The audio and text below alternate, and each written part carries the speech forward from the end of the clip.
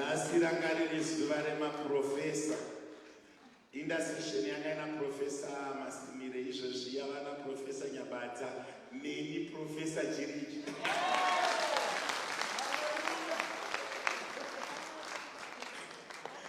Faraminda yamari nyamwe ndikaita profesa zita rangu ndokuramba ndichinzi pastor. I'm so happy, I'm so delighted. Kungonzi pastor, it's enough. And iremerwe nekunzi mufundisi. Mataito akawanda unoremedzwa. Iroro remoti mufundisi is good enough. Ndimishere vanogona vakawanda njaweni. Iwe. Mazisa amashoma. Regai kufarire vafundisi vana vangu nasi tina Tiringe, tina Mafakaza, tina Sanuti vafarirewe muzita raJesu. Ndinokuramba ndichichembera vana vaMwari vachiitira zvakanaka. Imi munoti vafundisi. Handiti ini ndinongoti Mafakaza, Tiringe, Sanuti uri kwerapo. Zvine munzvimbo dzemweya mune malayers nemalevels. Amen and amen. Muzita raJesu. Vangari venyu vafanirawo vana vangu vekupraise you. Well done. Varakukomborerei zvakarongeka nai. Mwari varambe vachikuitirai zvakanaka pamwe chete nemutungamiriri wedu. Mwari vakukomborere uzoitawo profesa dzingokwana mulaini imomo zvichitiitira zvakanaka pamwe chete namai vekuchena ava vakamira apa.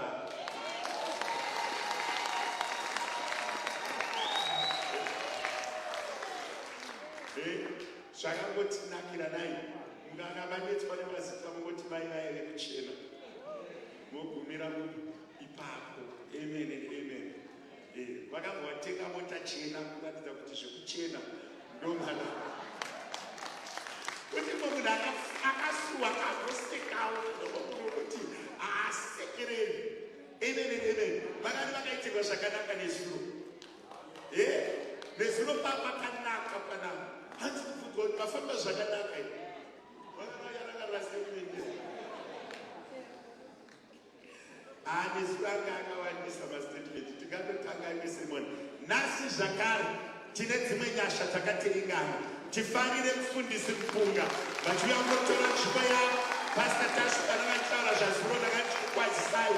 Farirayo munhu waMwari naMwari wake achiuya kuzotora podium pavatakamirira kubva kunzwa kubva kwamuri ini naMwari wenyu. Tinzwe shoko. Ini ndakagamuchira kuti muri munhu waMwari. Ndamirira zvaMwari zvichiuya. Tikomborerei muzita raJesu. Muzita raJesu. Hallelujah. Takamira kudaro ndibetserei ndisvike pandofarira muprofita wenzvimbo ino Pastor Reverend Chiriki pamwe chete naamai tisvike patinovafarira muimba yaMwari muzita raJesu. Hallelujah. Tiri panguva imwe cheteyo takamira kudaro ndibetserei ndisvike patogamuchira Mwari wamasimba ose. Vangana anofarira Mwari wavo anongonzwa kufarira Mwari wake. Tinoda ndisvike patinofarira Mwari wamasimba ose muzita raJesu. Hallelujah. Bhaibheri shoko raMwari rinoti when praises goes high, his presence will come down. Tinoda kuti tisvike patinomborumbidza Mwari nemheremhere zvakare tichikoka uwepo hwavo muzita raJesu. Hallelujah. Ngakuti kuti rushamba uri kuita runogona here kuti rushedze Mwari panzvimbo. Nokuti panguva ino yatiri kushedza Mwari panomwe munhu ari muchipatara izvozvo ari kushedza Mwari mumwe chete uyoyo. Ndoda kuti tisvike patinomboita mheremhere yekufarira Mwari wokumusoro kudenga muzita raJesu. Hallelujah.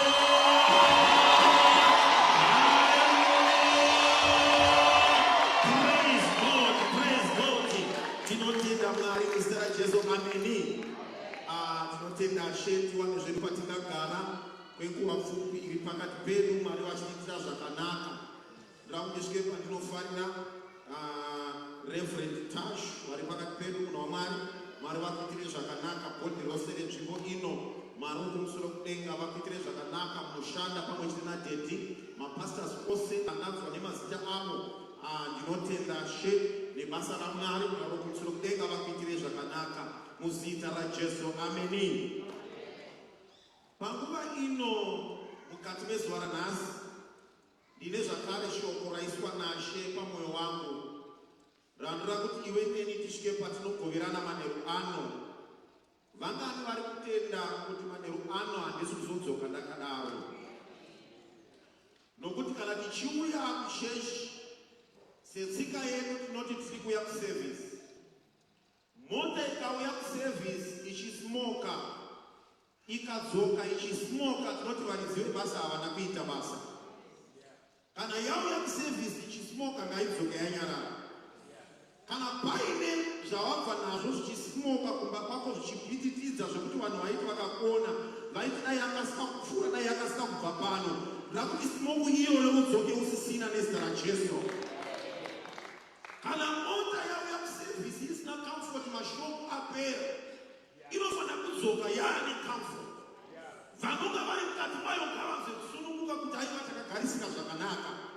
Mashoko eupenyu hwako kana anga apera vanhu vasingachanzwi kunakidzwa nepresence yako, unofanira kuiswa mamwe mashoko akuzobva manyora ekuti vanhu vanoti pane auya pakati pedu. Now we are comfortable kunga atiinaye munhu uyu. Vangani vari kuti Jehovha niitire zvakanaka pasevhisi yanhasi. Mwari kumusoro kudenga vakuitire zvakanaka muzita raJesu. Haleluya. Panguva ino rakuti ndisvike pandinokumbira vanoverenga bhaibheri shoko raMwari vasvike pavanovhura kubva kubhuku Dr. Luke chapter 5 verses 1 to 7. Dr. Luke chapter 5 verses 1 to 7. Zvino vanhu vazhinji vakati vachimanikidza kuti vanzwe shoko raMwari, iye amire pagungwa raGenesareta. Akaona magwa maviri ari pagungwa, asi vabati vehove vakanga vabuda maari vachisuka utava hwavo. Akapinda mune rimwe igwa raiva raSimoni, akakumbira kwaari kuti abve pamhenderekedzo paduku apinde mumvura. Zvino akagara akadzidzisa vanhu vazhinji ari mugwa. Vakati apedza kutaura akati kuna Simoni, pinda kwamadzika mukande utava hwenyu kuti mubate. Simoni akapindura akati, tenzi, takatambura usiku hwose tisingabati chinhu, asi zvamadaro imi ndichakanda utava. Vakati vaita izvozvo, vakakomba hove zhinji, utava hwavo hukabvaruka. Vakaninira shamwari dzavo mune rimwe igwa kuti vauye kuzovabatsira. Vakauya vakazadza magwa ose ari maviri, akanga onyura. Thank you. One day, as Jesus was standing by the lake of Gennesaret, the people were crowding around him and listening to the word of God. He saw at the water's edge 2 boats left there by the fishermen who were washing their nets. He got into one of the boats, the one belonging to Simon, and asked him to put out a little from shore. Then he sat down and taught the people from the boat. When he had finished speaking, he said to Simon, "Put out into deep water and let down the nets for a catch." Simon answered, "Master, we've worked hard all night and haven't caught anything, but because you say so, I will let down the nets." When they had done so, they caught such a large number of fish that their nets began to break.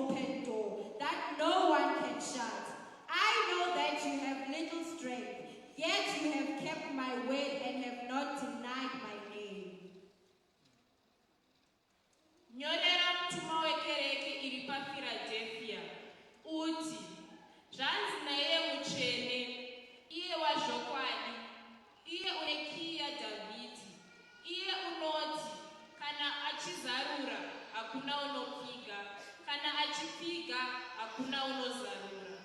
Ndinoziva mabasa ako. Tarira, ndakaisa pamberi pako mukova wakazaruka. Hakuna ungagona kuupfiga.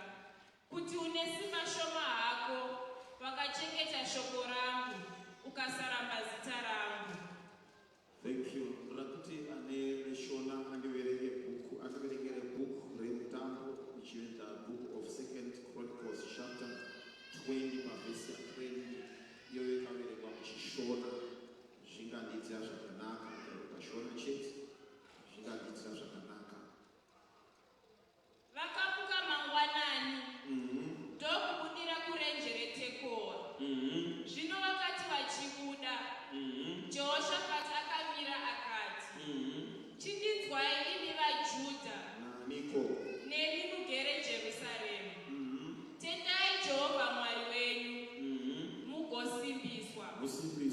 Tendai vaprofita vake mugokunda. Thank you very much. Tichike patoisa maoko pamwe chete tichifara kuerenga kwevhangeri yaMwari yakanaka muzita raJesu. Ameni.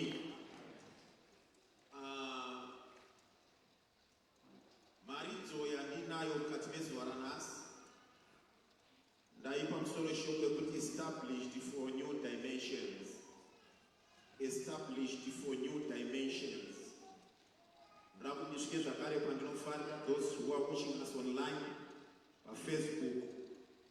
Kana uchigona kutaipa uri kwauri just type I am ready for a new dimension.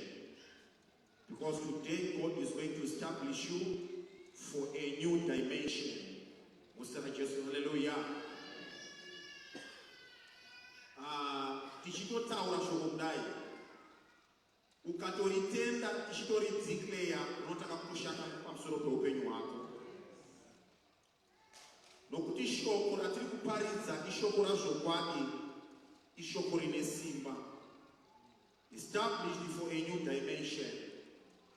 Ndichaedza kutaura shoko iri zvishoma nezvishoma muzvidimbu, asi iri zvichapinda panguva pfupi iri pamberi pedu. Sira Jesu, amen.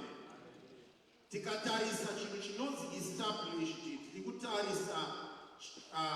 tiri kutaura pamusoro pechinhu chinonzi kumisikidzwa kana kuti kusimbiswa. Patiri kutaura pamusoro pechinhu chinonzi a dimension, in other words we are talking about another level or a certain level. Patiri kutaura pamusoro pe-level, pane word ratashandisa pekutanga riri kuti a new dimension. Patiri kuti a new dimension, tiri kuti kana pane zvawakambonzwa kana pane zvawakamboexperienza, izvozvo hazvisi kupinda padimension ratiri kutaura nezvaro. Kana pane dimension rawakatomboudzwa nevanhu kuti ndo rauri rikakunakidza rikakufadza, chiziva kuti iroro harichaindikuludwi pasentensi yatataura yekuti a new dimension. The Bible says, behold, I am going to do a new thing upon your life. Patiri kutaura pamusoro pechinhu chinonzi chitsva. Tiri kutaura pachinhu chekuti newo ukachitarisa unoti hakuna mumwe izvi zvaitwa naMwari chete. Bhaibheri rataura rikati zvisina kunzwikwa nenzeve kana kuonekwa nemeso kana kupinda pandangariro dzako, ndo zvakagadzirirwa vanotenda naJehovha Mwari. Icho chausati wambofunga chichakushamisa chekuti ukachiona sevana vaIsraeri vari murenje vaona mana vanoti what is this? God is going to do a new thing upon your life. Pani kuti upinde pane chinhu chinonzi a new dimension. Nditendere vana vabanana mai ndakutaura kuti pese paunopinda pachinhu chitsva pane anonzi madoors. Haugoni kupinda pane a new dimension usina kupfuura padoo rinodzivirira kana kuti ranga rakademarketa that old dimension, that new dimension. Munozviziva here vana vabanana mai kuti muupenyu makazara madoo, makazara masuo. Masuo mamwe tinomaona nemaziso, mamwe tinomanzwa, but pane masuo kutaura nezvavo ekuti haugoni kumaona anonzi ma-spiritual doors. Most of people, we struggle to open physical doors, but hatigoni kutsvaga kuti wapedza kuvhura a physical door, there is also a spiritual door. Unozviziva here kuti wakatitarisa pano? You might be privileged kupinda kumba munokuruta door, but wapinda pa-physical door, but ukaita zvekutamba unogona kupinda in a physical door, but spiritual door rakafamba. Worejeswa nemaasha panyama kuti uri muno but panyika imwe yahumu. I think I'm now making sense to somebody. Unogona kuuya pano parodha kuti gore rose uchinzwanga urimo physically, but spiritually door rakavharwa usati wari unlocked. Unogona kupinda muSouth Africa through the border, Bedbridge border post. Wotopinda through the door reBedbridge, but spiritually was doing.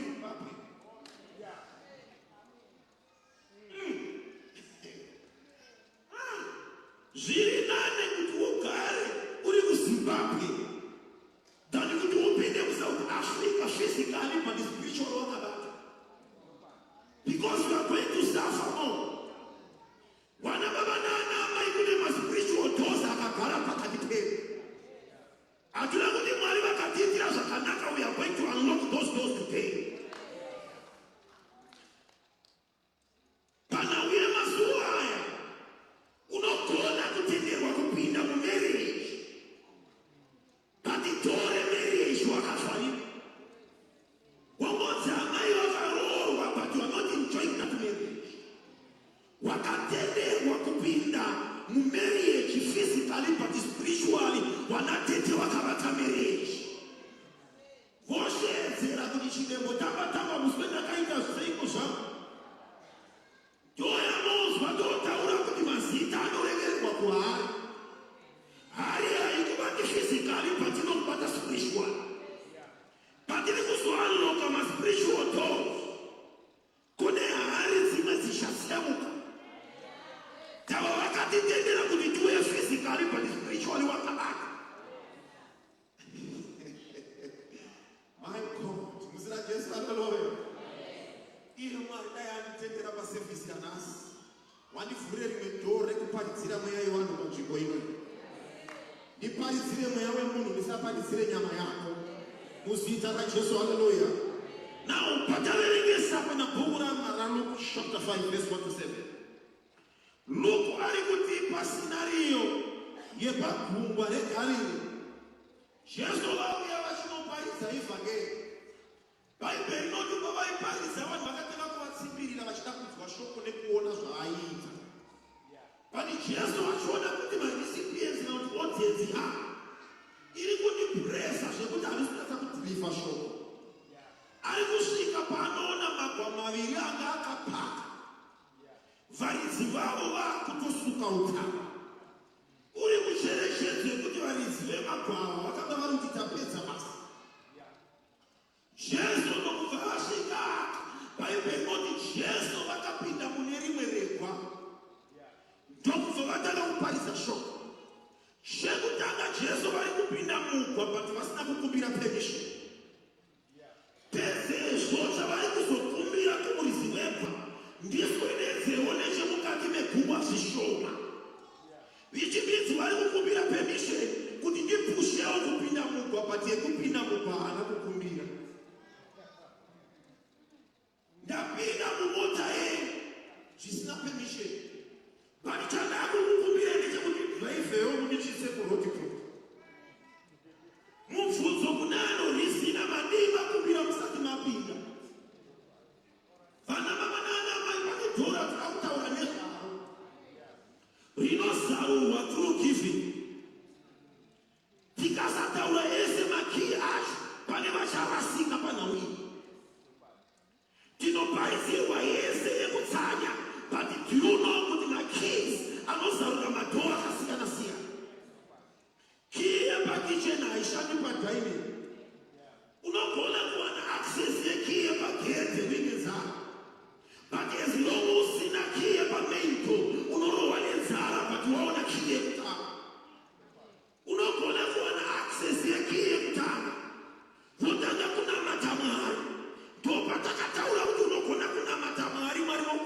kuti uri rombe. Takudzokera pachechi yatinomanikidzwa kuZimbabwe baba kudzokera kwairi. Tinodzi ngatidzokei pachechi yaana baba Kupara zvina kuipa but pane panopoka danaka. Vanoda kuudza chifundisi chaana baba Kupara achiapply pageneration yedu. Vakupara vainaye kumusoro ndiye aifamba nemakambusi achiparidza ivhangeri. Vakafa vachimuka but aisandriva mota. Which means vane dhora akazarura rezvebeya but haana kugona kuanuloka ekuti kune inofambwa nayo ichidrive. Saka uchaona kuti sekuteni unogona kuwana kiye kutanga zvinhu zvemweya but kunyama wakasungirwa.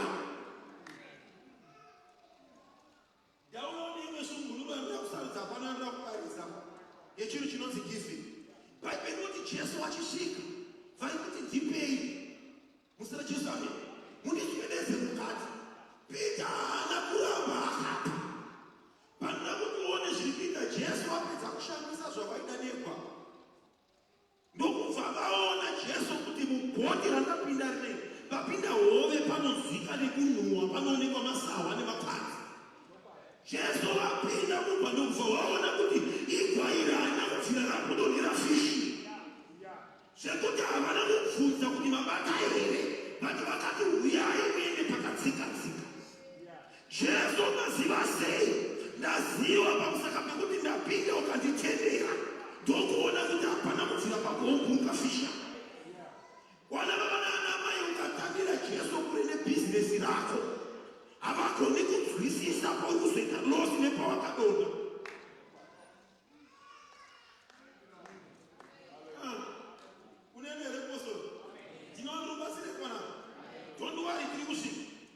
Jesu ukavabvisa mapeya havagoni kuzoona kuti pane hudyi uri kutandwa uri kuiswa nemamhepo ekusha.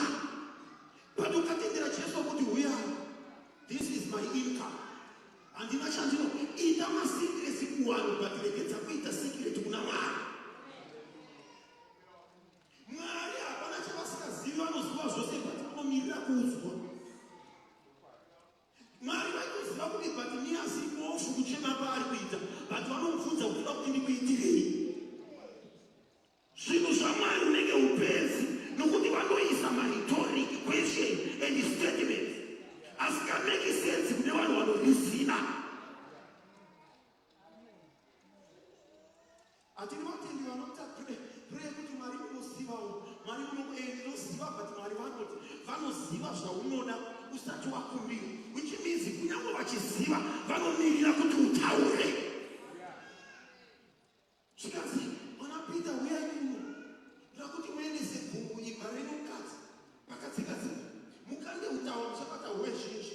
Isu vasvitaura naPeter Jesu tapedza usiku hwese but hapana chikabata.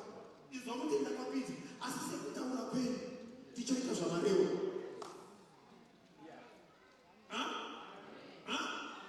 Jesu wapinda vakaona kuti hamuna hove yako yamuno vakati handiburuki mubhoti randapinda ndichisiya musina hove yakopinda. Jesu ukavatendera bhizinesi rako havasi kuzoregedza nekubuda bhizinesi mako vasina kusiya rapa neanata level. Which means key yaigona kuanuloka blessing yaana Peter kuti wadzoke neusawi kumba. Vanamai Peter vana vakagarira vachiona baba vaenda usiku hwose vachadzoka vaine usavi nemari pamusoro. But key yanga iri pakati paPeter neusavi nemari kwanga kuri kuti Jesu regai ndikuendesei pakazika nebhoti rangu. Saka kupa kwakaita Peter an empty pot rakadzoka ra-a-full pot. Not just a full pot but 2 full pots dzanga dzakutonyura nekuda kwekuzara maikota. Patiri kusvika pamberi apo mwana wamai ukanzwisisa concept yegiving. Mwari kana vakutorera chinhu mani hachidzokeri chakadaro, chinodzoka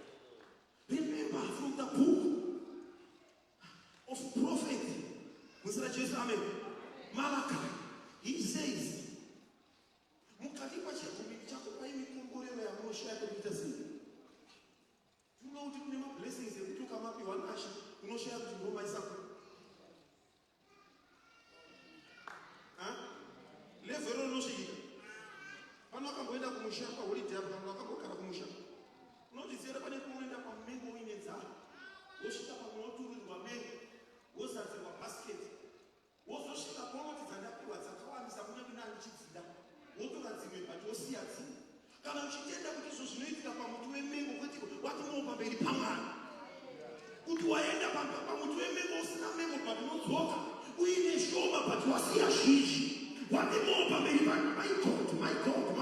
my god pamberi pajehovha unogona kusvika usina chinhu bhati wotedzerera maconcept wodzoka uine zvizhinji zvekuti unoshaya paungazviisa.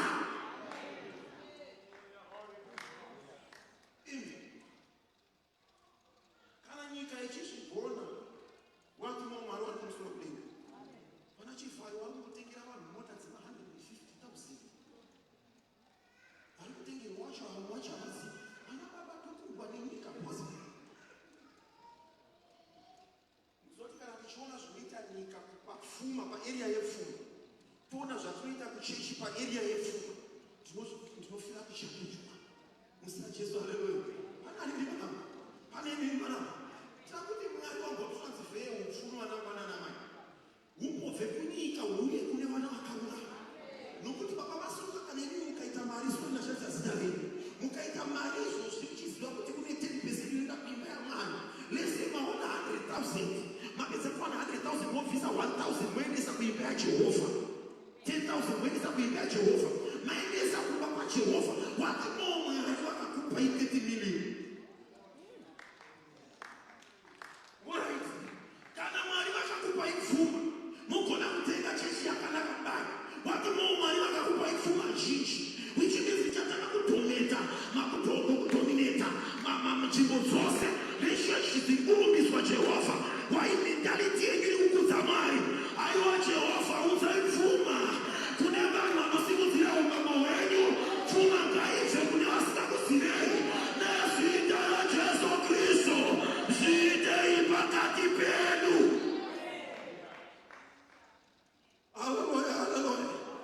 Ane vhurundisire zvishoma voice namba amenozvakuita right vachipedza bhaibheri noti varume vakavhota kushedzana uyai mutibetsere pana kuninzwere vana ndokuvhota kudetsera nakunoda hove ndokuvhadza zaigwa rekutanga ndokuvhadzaiswa muigwa rechipiri pana neneri panapa padziri kuiswa muigwa rechipiri varume pita ndokuvhadza vakati jesu ibvai pandiri nekuti ndiri mutadzi ari kufira kuti handina kukodzera kupiwa zvakadai namusharuka wana baba nana mai pane pfuma yekuti uchazvibvunza kuti ko ndine haniko pamberi penyu jehovha zvamukandiitira zvakadai ndakaiteiko pamberi penyu mwari zvamandiitira zvinhu zvakadai pita anotaka kuona kutadza kwake paari kuropafadzwa najehovha which means pfuma yabva kuna jehovha instead yekuti uzvibhoste inofanira kukuninipisa.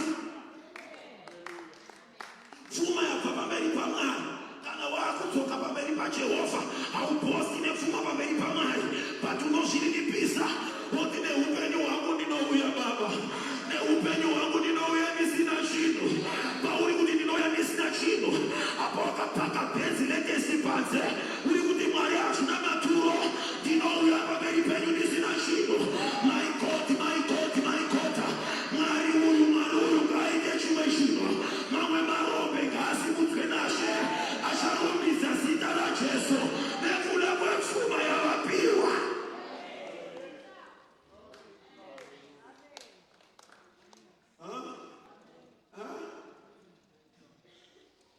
Vana baba avhesi noda kutopedza vhesi totsanangura noenda pane rimwe razvirorira ndapedza ndamutoripedza vanoda kuti nditaure pamusoro poupenyu hwako une igwara uinaro iwe riri kuraramisa iwe nemhuri yako une igwara uinaro iwe raungondokururaramira nemhuri yako sezvaita vana Pita une igwa nemhuri yako iwe pauri kuraramira sezvaita vana Pita une igwa nemhuri yako iwe rauraramira sezvaita vana Pita pandira kuti gore rino mwari uyai mumbojoine igwa rako pagore rino uyai mumbopinde mugwa mangu gore rino ichiditi jesu pavaiparidza vakagara mugwa vaiti vakaparidza ushe vopotarisa mugwa ona kuti hamuna hove dzirimo jesu vachiita mabasa avo vachaona kuti no bhizinesi rako rine pariri kunonyura bhizinesi rako riri pane pari runodonhera but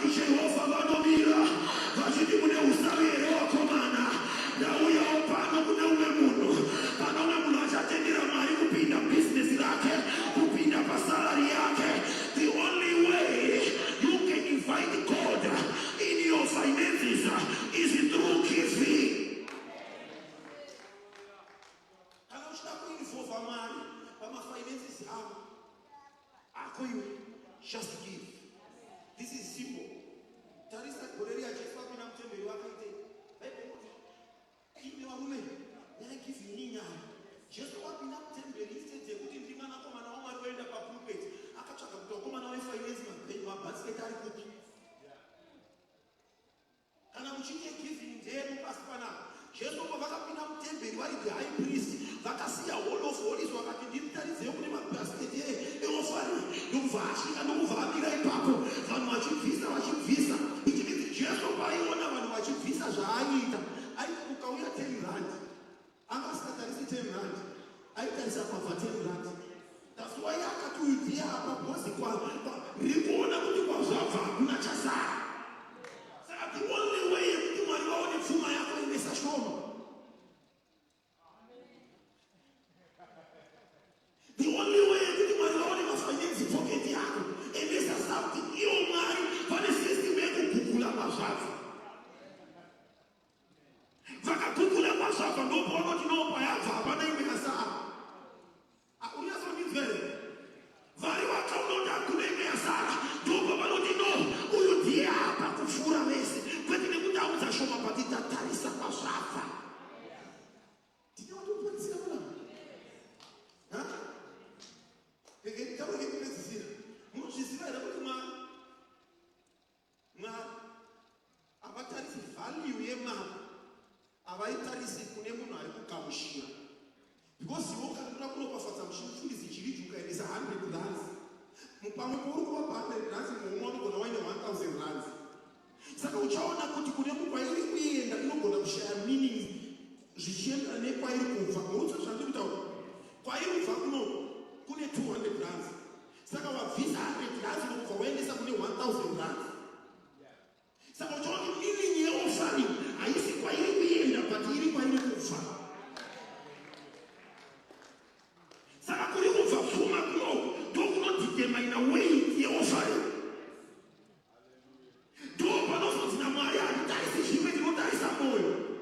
Saka Mwari vakatoziva kuti ndikada kutarisa kwairi kuenda ndinoirasa. Ndava kwairi kuenda inogona yakawanda.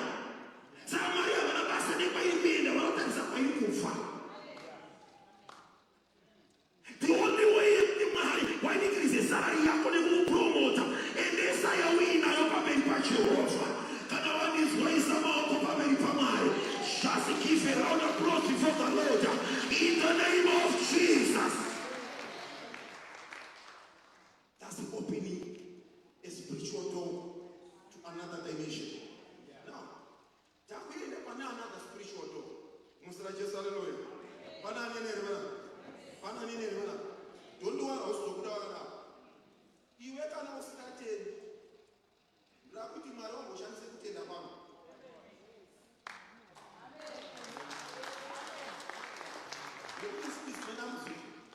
Nekuti anoparidza anobva ari nenyumba yeshoko akadurirwa nehuku hwaMwari. Paanoparidza kune vanhu vanobva kumabhekigraunds. Saka pamwe pacho toda kushandisa faith yevanhu ava inogona kutikanganisa. Pamwe pacho tototi Mwari chishandisai faith yangu ini ndauya yokhavha kuti ava mabva muenvironment yakasiyana siyana. Wakagara ipapo kana faith yako yakaafectwa, service ino is a different service. The Lord is going to use the faith yevanhu vaMwari vari pakati penyu.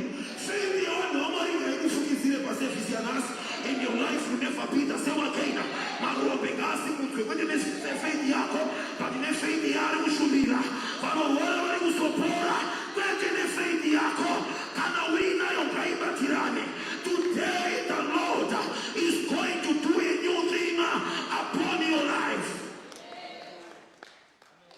Hallelujah. Pataverekesa pa. Vaipera taurero zvikanzi.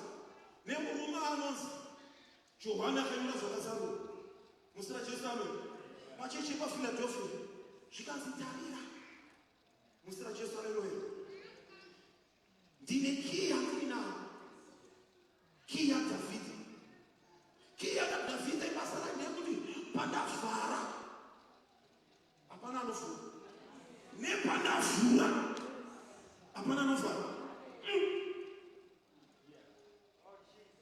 Yakukura manje nyaya manje. Because ndakuiproducer kune munhu manje anofura masuo aya. Anofura masuo.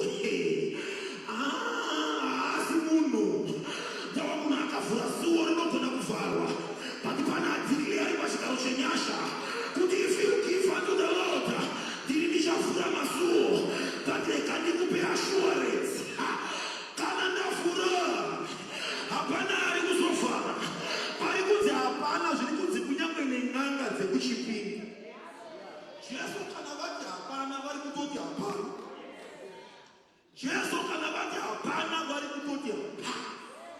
Jesu kana vati hapana vari kutoti hapana. Even ma-government officials bavharwa namudhara wafu. Bavhurwa namudhara wafa. Pananotendere panapa. Mufundisi ngezoziya bhegiyone pandakabvere. Pandakabva kuna tete vanopfeka. Nekupenga kwavo ikoko. Ini ndinouya nazvakazarurwa. Ndoti Jehovha vakati pandavhura hapana anovhara. Nepandavhara hapana anovhura. Very soon. Pane masuwa ari kuzovhurwa naJehovha. Pana nini vana? Do you know zvinoita mafamily akabva uya netsitsi vari pamushinjiko? Ndokubva varembera padanga. Vakati covenant yangu iri pakati pangu naIsraeri. Pane mubhuleki ari kuZimbabwe. Haana kupinda pacovenant, the Mosaic covenant and the Abrahamic covenant. Zvikanzi no. Regai iende padanda. Padiri kufa padanda. Ndakurangarira ari kuZimbabwe. Ndakurangarira ari kuSouth Africa. Ichimidzi ropa rake parakadeuka. Nesiwo ndakabva ndapinda mumutambo wenyasha. Ndaipinobva rataura iro rikati tiri vachiwe nhaka kuburikidza namudhara Abrahama. Ichimidzi Abrahama pavakaropafadzwa. Takaropafadzwawo tirimo. Paidzi Abrahama naMwari. Abrahama akati here I am. Akati I'm going to bless you. Ndichakuropafadza nedzinza rako. Dzinza raitaurwa ndiso. Ndava takapinda panyasha dzamudhara Abrahama. Pavavari ndichakudza zita rako. Taitaurwawo nesu. Takapindawo ipapo. Your life will never be the same again. Hallelujah, hallelujah. Pane vanhu vakabata dzekuti vakapecha kuti mumusha muno hakuna anororwa. Do you know definition yekunyika yemwe yekuti hakuna anororwa? Haisiyo definition yatinayo panyama. Munhu akafunga kuti zvanzi hakuna anororwa, anobva afunga kuti hakuna anonzi ane mulungu. But definition yemunyika yemwe vanogona kuti padziri hakuna anororwa, tiri kuti pane vanogona kuita nhamo dzekuti toda kupinda munhu. Unopinda zvako but you never enjoy that marriage. Ukabikira murume sadza uchiti murume akachanzwa kunakirwa nesadza, anongotipa misuwa miviri nokubva adzorera kuplate zvokushayisa ugare. Ipapo tete vari kuperisha kuti pinda zvako but you never enjoy that marriage. Ndinani panapa. Saka anogona kukuwaraidza kuti asa kuti usaone zvekuti isu tiri nani munhu wedu makatodza hakuna anopinda musha. Ini ndini nditorimo nasisi vari kukwekwe murimo, but tarisa kuti mararamiro ako ndiye munhu arimo here kana kuti ndiye munhu ari kunze. Zvakuda munhu anozarurwa meso ona kuti ndirimo zvako but no. Bhaibheri inoti nekutenda Mozisi akaramba kunzi mwanakomana wemukunde waFarao arimo zvake but ramba. This is not the situation you know that I deserve better. In the name of Jesus, masuwa akabatwa emarriage karekedzwe in Jesus' name. Hallelujah. Amen. Zvikanzi namurume anonzi Johani, zvikanzi tarira, kana ndavhara hapana anoita sei, anovhura kana ndavhura hapana anoita sei. Right. Reka ndimhanye pachinhu ichi. Pane nzira dzekuti unogona kuvhura masuwo dzakasiyana-siyana. The first type yekuvhurwa kwesuwo tinovhura tino makeys. Iyo ndiyo yatinoziva tese. Pese pane door pane key. Pese pakalokwa pane chii. Saka uchaona kuti first way yekuvhurwa kwemasuwo is through the right key. Which means unogona kuzama kuti ukadzidza pamwe pacho ukadzidza uchaita upenyu huri nani. pamwe pacho ndikadzidza ndichatanga kusumudzwa uriye kwedu. You are using the right key padoo chaiwo. Kati pamwe pacho unogona kuchema, unogona kukurambira. Woti key unayo zvayo but yaramba kukindura. Unoende here mupostori panzvimbo imweni. Waedzawo kushandisa fundo but fundo yaramba. Vamwe vakadzidza vari kumusha but vari kushandisa chirungu kukomba mombe nekudzinga mombe. Vanoti you come achiedza kusumani kumusha achimhanya achituka mombe nechirungu. Vakadzidza zvako but vachiri kushandira hakusiriko. Mwana wamai rega ndikuudze kuti pamwe pacho une right key but inonokurambira wakatarisa. Pana anenge here panapa right key unayo but kana zvaramba we break through.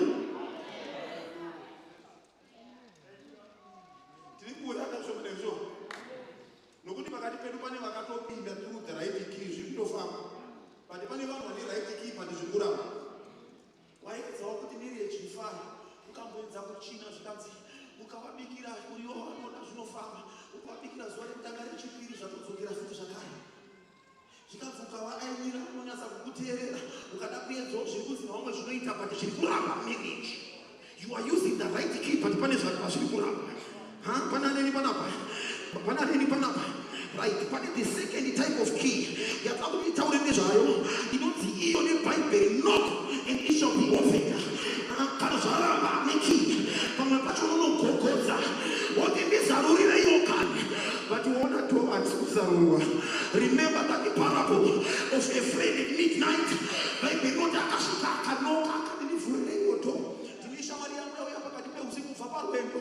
Handina chekuwapa ndivhurirewo ndipowo chingwa. Zvinonzi muridzi wewe akati ndine mwana wokutara hatigoni kuvhurira. Remember.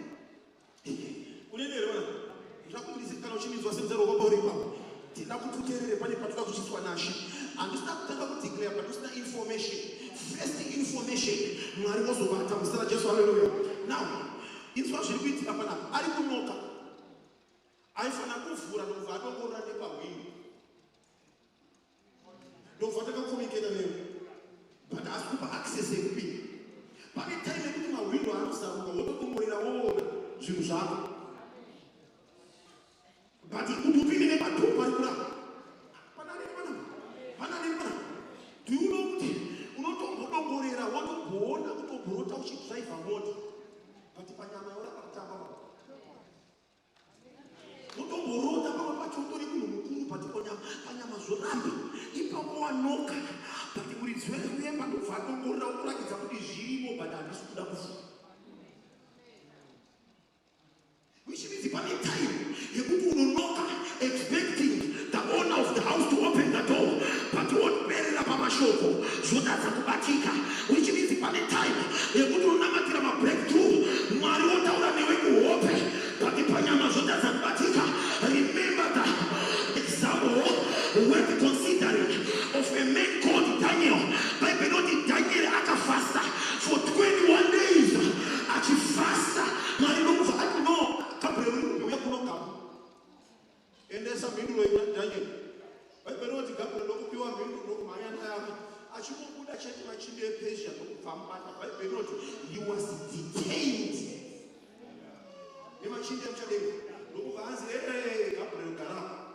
Ngabainisa mhindulo yaDaniel gara apa kuna kwauri. Which means panyika yemwe yapa Daniel akatongorota mhindulo ichiuya. Ndawe yadispatch kwakubva kuchigaro chenyasha but panyama yodatsa kubatika. Pane vanhu vakanamatira zvinhu zvavo. Jehovha vakazviregedzera munyika yemweyo. But pane machinde ePersia akavhara madhoo. No, manheru anoya. Vakatadza kuvhura nemutoo watiri kuda. We are going to break that door in the name of Jesus. We are going to break that door in the name of Jesus. Kustamari Mikael. We are no. Utere msira wone kuti zvaroera papa zvinhu zvaDaniel. Ndatumana. Murume anozigabhura wangu kuenda but ndikunzwa noise yaDaniel panapa. Bhaibheri roti Mikael achiteera ndokubva asvika one. Varume rega inotaurira Satan haasi mainini wako. Satan haasi kufanira kuti unotarisira basi. Ukaona simba yemunhu yekuti anobata njozi yabva pachigaro chenyasha. Remember this Gabriel, ndiye same angel akatuma kune murume anonzi Zakaria. Zakaria akada kuumana akati zvingaitika sei takura zvikanzi Zakaria ndabva pachigaro chenyasha kubva nhasi kuchawa chimumu. That's the same ari kubatwa akaitisa muprista chimumu but ari kusvika ogadzika pasi nepachindeveshe. Wana baba kune hondo munyika imweya yekuti tikasabatana patiri kupinda apa manje inorowera nyaya yatondenga but yakaregedzerwa kare. Takuriti kuite violent prayer very soon yekuti kana pane akadetaina miduro yako, we are going to break that door in the name of Jesus Christ of Nazareth. Knock and it shall be open. Knock and it shall be open.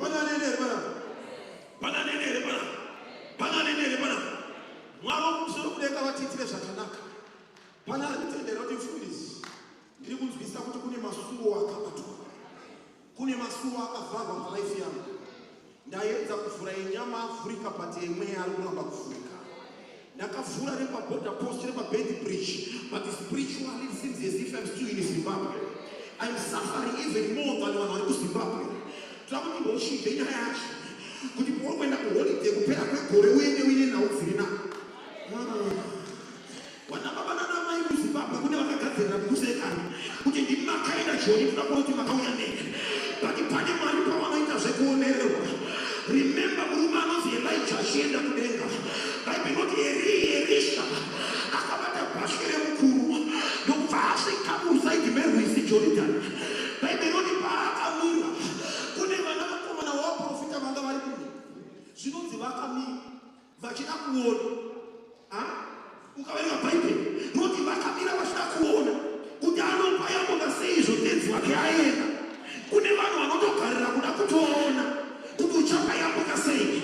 Tati Mwari anopa Elisha simba akati Mwari vaElisha, Mwari vaElisha ndokubva arova mvura, which means mvura bayakavhurika.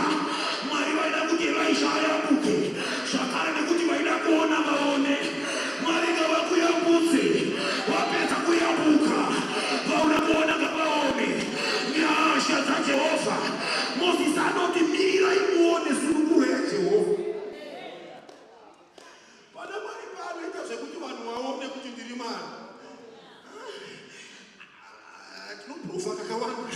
Elijah achinamata pachikomo reKameni, Bhaibheri roti achinamata anoti Jehovha munosindidzwa nazvino munodinzwa asi nekuda kwewakapoteredza.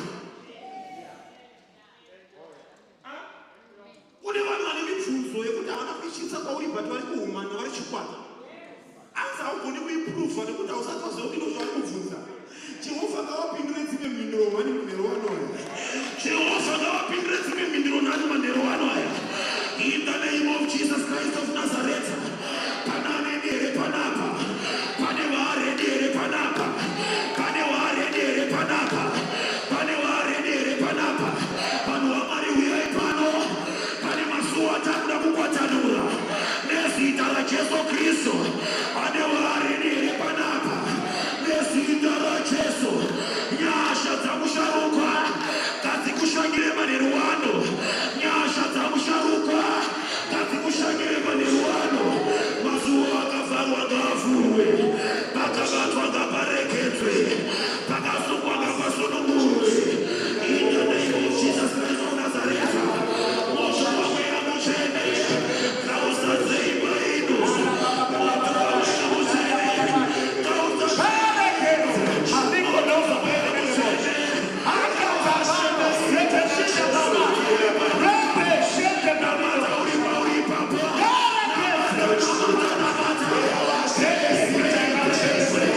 We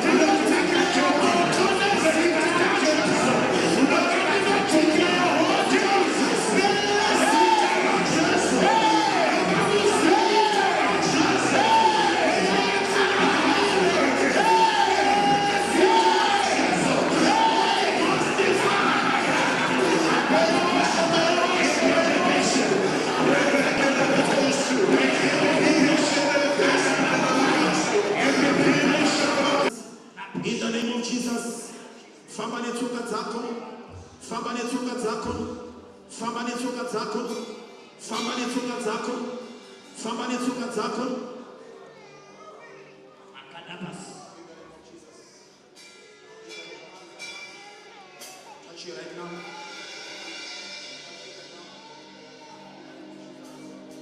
Moto maashas, where are you? Where maashas? Power of the Holy Ghost, each up.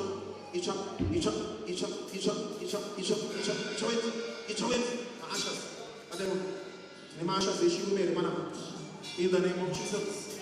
Power of the Holy Ghost, moto.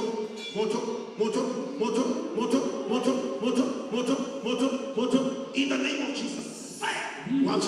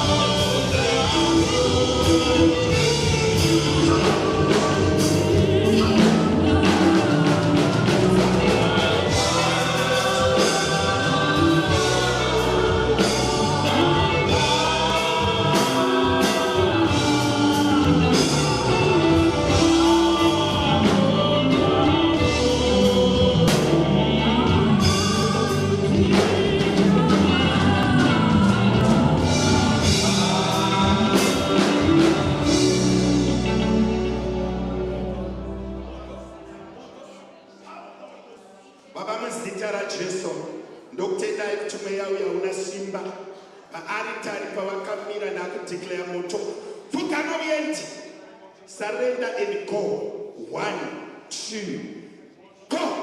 Nestara Jesu. Urime yawe china. Apana nukubata. Apana wakuroa. Brilliant. Baba ndokutenda kuti simbaira nichatsokezha kare maari. Uyeme yawe aurarame maari. Nesitara Jesu. Aubve paaritari. Aurove vanhu. Urime yawe china. I command you to go.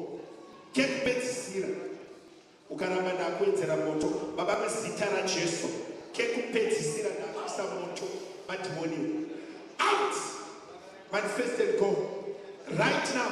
Nezita raJesu I command you to go.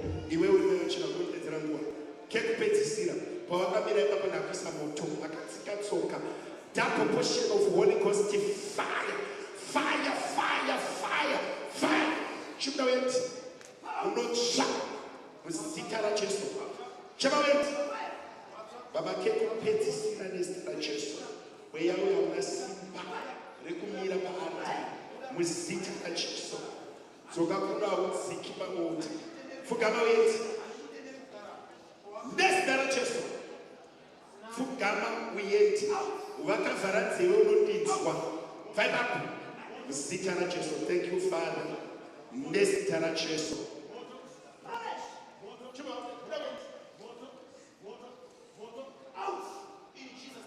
Baba muzita raJesu. Moto muzita raJesu. Braweti baba ndokutendai kuti muri Mwari. Hakuna dhimoni rine simba. Iri ndakuudzai zvike kupedzisira muzita raJesu. Holy Ghost fire. Chama wetu braweti kekupedzisira fugama basi. Thank you Jesus. She is saved in Jesus' name.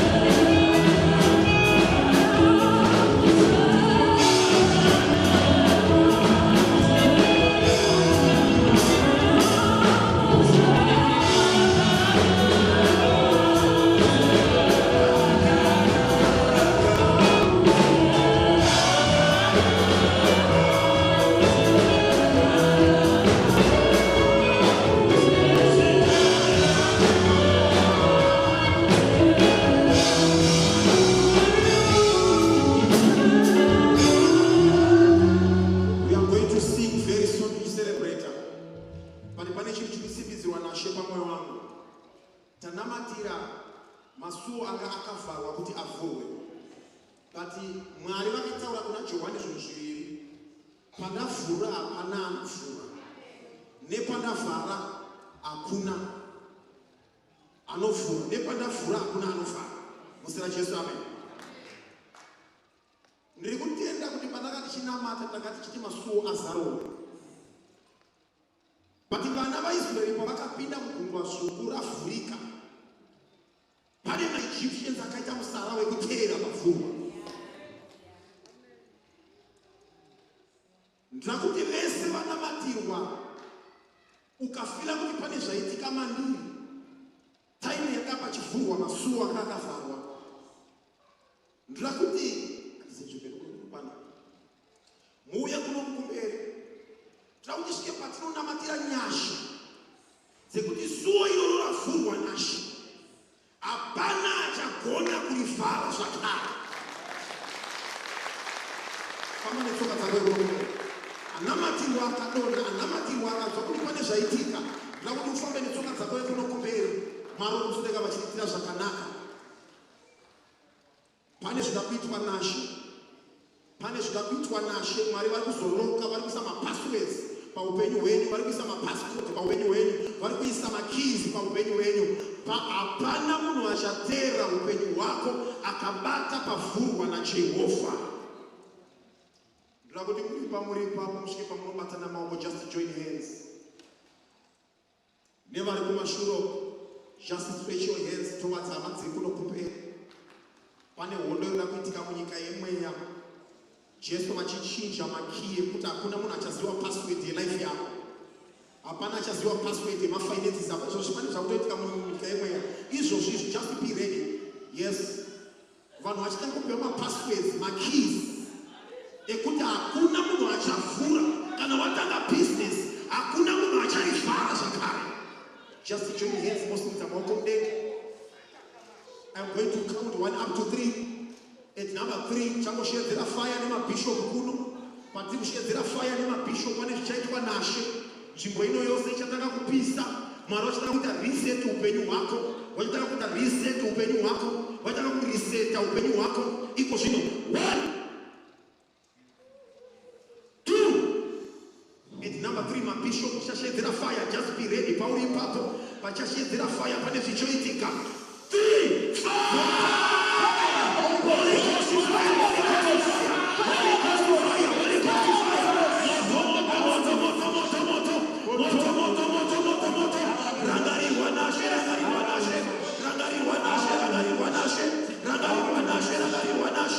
In the name of Jesus, in the name of Jesus. Maratakata fayate. Barikumberi kunataka kunamata ifenuru kumapeshi na mata.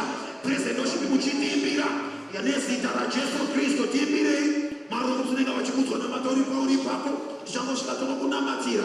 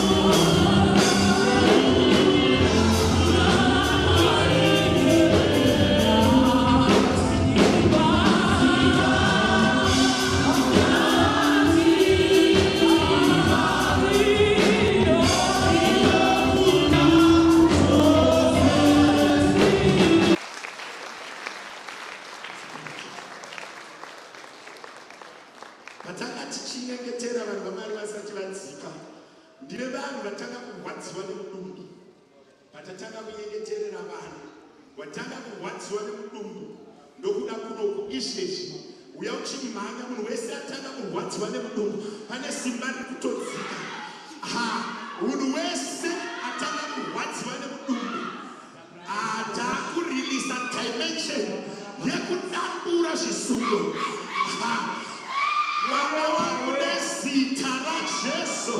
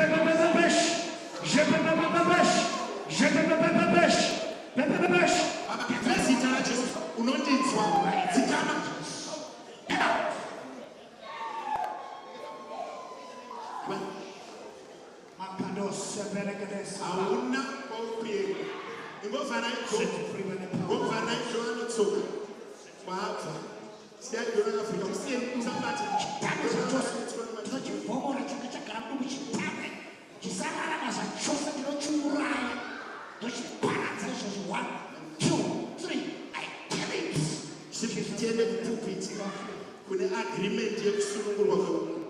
Famba uende kupulpit, handikubati nasimba rekudzingirirana matoro. Simuka, dzikama, hauninyadzise, dzikama nezita raJesu. Ungofara idhoo nomusiya norara vakaneteswa kumadhimoni mweya yezvivi.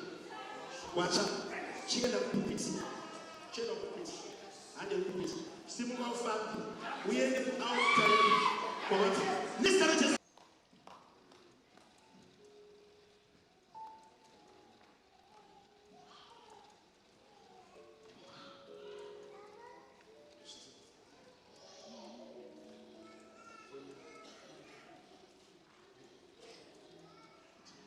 Muzita raJesu, haleluya. Muzita raJesu, haleluya. Mangwana vasina mabasa takakumirirai, vasina dzimba takakumirirai, hakuna establishment yemaroja, vasina vakadzi takakumirirai, vasina mazita takakumirirai, mangwana takakumirirai. Jehovha achitibatsira, pamwe pacho hatipinde nekuti takavhurirwa, tinongopinda pakavharwa. Mangwana tichitenda kuri pamusoro pekutenda, tichipwanya masuo tichienda. Jehovha uchitibatsira muzita raJesu. Regai kutende kufundise Mupunga neshoko rakanaka pamwe chete namweya mutsvene ari pakati pedu muzita raJesu. Vari verugare vatiitira zvakanaka, vatiratidza nyasha pamusoro penyasha muzita raJesu. Kana zvadai, chirega kudyawo chegumi, vhura masuo nekupa, chirega kudyawo kufarira. Mwedzi wapera mangwana, be faithful. Uyai tizopa kunyasha tichiinderwa nepraise team.